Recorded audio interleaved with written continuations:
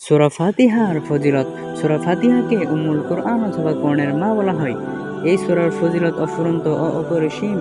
ওযুর সহিত এই সূরা পাঠ করে যে কোনো রোগীদের ফুঁক দিলে রোগ ভালো হয়।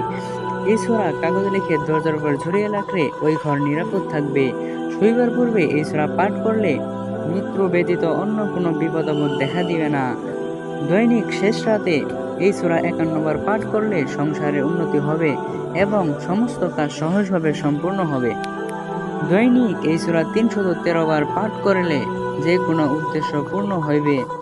এই সূরা ফজর নামাজের পরে ১২৫ বার পাঠ করলে তাহার মনের আশা সফল হবে। জ্বরের রোগীকে এই সূরা পানিতে পরে ফুঁক দিয়ে খাওয়ালে জ্বর সেরে যাবে। ভ্রমণে যাওয়ার সময় এবং ভ্রমণ থেকে ফিরবার সময় এই সূরা ৪১ বার পাঠ করলে আল্লাহর রহমতে পথে কোনো বিপদ